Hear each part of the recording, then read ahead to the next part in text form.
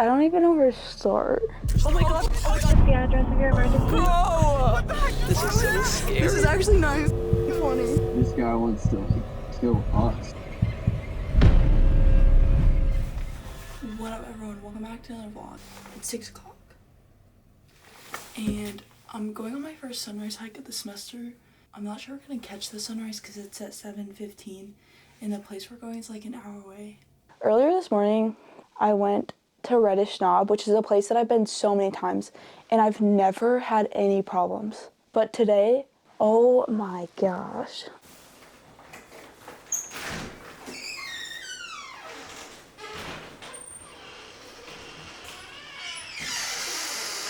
Me, on the other hand, I did not have a trip. Didn't get coffee. And this was like the end of we can get a couple angles. Oh my gosh, this looks so pretty. We drove up there, we saw two cars. One of the cars was actually one of our groups of friends, and then there's another car, and so I don't think like anything of it. Like, I've been up there so many times and there's been other people up there. I'm like, oh cool, like our friends, like nice.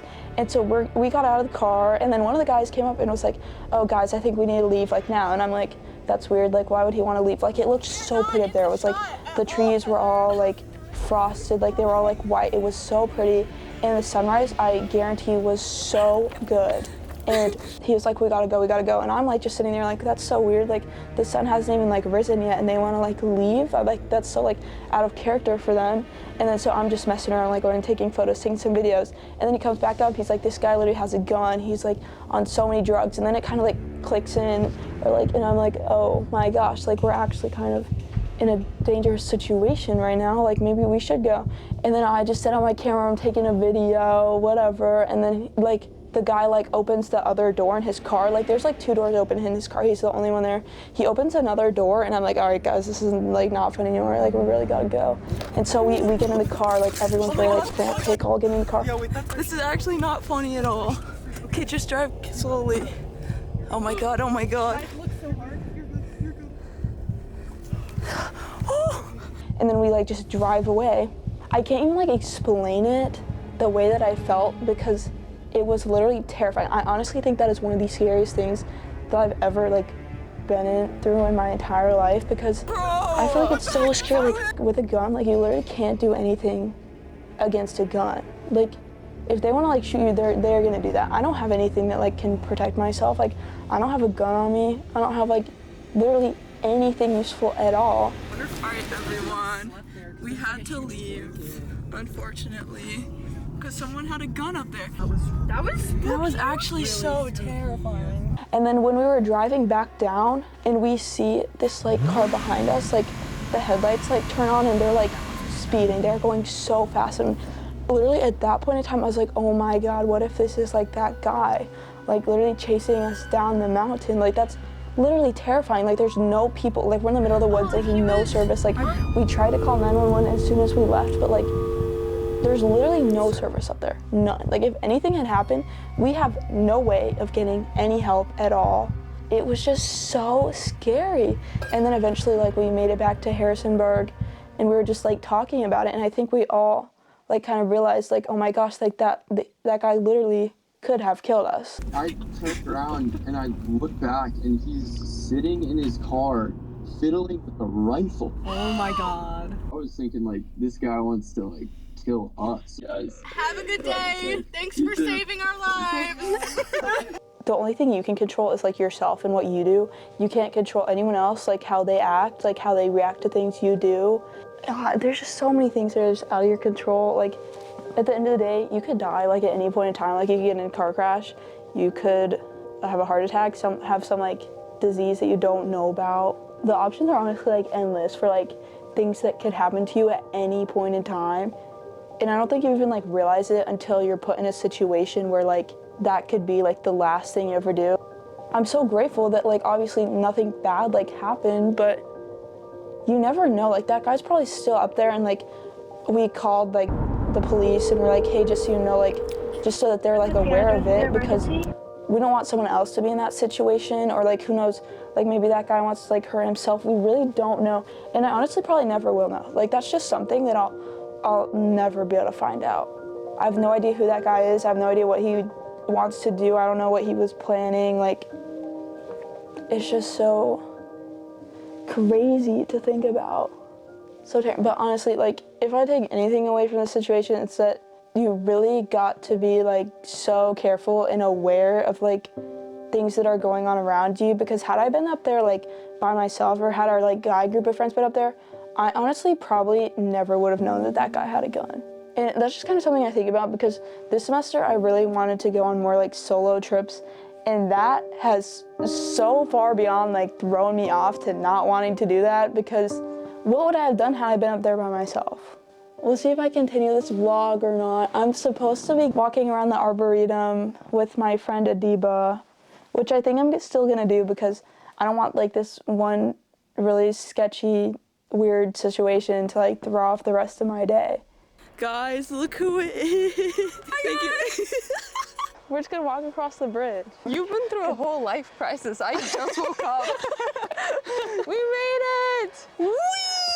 All right, guys, today me and Adiba are walking around the Arboretum. Yay! This looks a lot more chill than Reddish Knob this morning. What's the interview gonna be about? If today was your last day ever, what would you do? How would you spend your day? Girl, I'll be crying. Why would you be crying? You're gonna spend your last day crying? Like, it wouldn't be my purpose to cry, but I think I would be too emotional, and I would like keep thinking about how it's my last day. Adiba's the most grateful person I've ever met in my entire life. Anytime we go hiking, she's always talking about how grateful she is. Because, like, I love you guys. More people should have that outlook. If it was my last day, I'd want to go like hiking. Like wow. Really? Wow. No. Hiking? I just love people so much, and I feel like my last day would be spent with people and like talking to people. And good. eating chicken nuggets. Dang, that was so wholesome. Pew, pew. First time ever hugging a tree caught on video. Feel it for a moment. You're gonna love it, Heather. I'm like forcing you to do it. Wow. You just gotta feel it in the moment. It's giving you so much energy. I'm feeling the energy for sure. I just love nature and I connect with it so much, and so it gives me energy. Is this too weird for your vlog? But maybe I'll try and reconnect with nature. Did you like your tree hugging experience? Yeah, it was really monumental for me. It's life-changing. Name 3 things you and your partner appear to have in common. I feel like we both like doing stuff outside. I feel like you're way more grateful for it than I am, but we both like doing it. I think you're just as grateful, you're just like showing it in a different way. I think what we have in common is loyalty. Yeah, I agree. And like commitment to each other. Like we make it a priority when we do try to hang out, we like follow through and like work around it, like today. What is the greatest accomplishment of your life? Okay, mine is gonna sound a little basic, but like I really mean it. Okay, let's hear it. It's just like being here, like where I'm at today. Like I know that sounds really basic, but hear me out. That's good. I've moved around quite a bit. Well, no, you've moved around a lot. You've moved around a lot. I haven't moved around as much as you, but I've like changed schools quite a bit. I went to like a whole different. You did too, but. But anyway, like growing up in a different country. But like I don't know, and like not knowing any English at first, sometimes it blows my mind that I'm like having this, like I'm having conversations. I can like talk to people. Coming here, like I used to be like so bad in English. I used to get like really bad failing grades in my English class. Which is like understandable. You spoke a completely different language. You know, like 5. A lot of like foreigners don't. Not a lot, but like some of us like don't make it to college because it's so hard. Like it's such a big language barrier. Yeah. I used to be in ESL class. Yeah. I got out of it within like I think a year. Oh my gosh, it was. that's actually really so good. people spend like years in that. Yeah. I feel like I always have to put in a little bit of extra effort and time into learning things more than others because of that language barrier. No, what is your good. biggest accomplishment? Oh gosh. I guess I could say a similar thing to you. I've like moved so many times and I've always been fine with where I've gone. Like I've always been able to make friends and meet new people and like find enjoyment in where I am, even if it's not like my favorite place I've ever been. Yeah. I don't know. I think about that a lot, like how I grew up like moving so many times, and I feel like I've experienced a lot in like a pretty short amount of time. Yeah.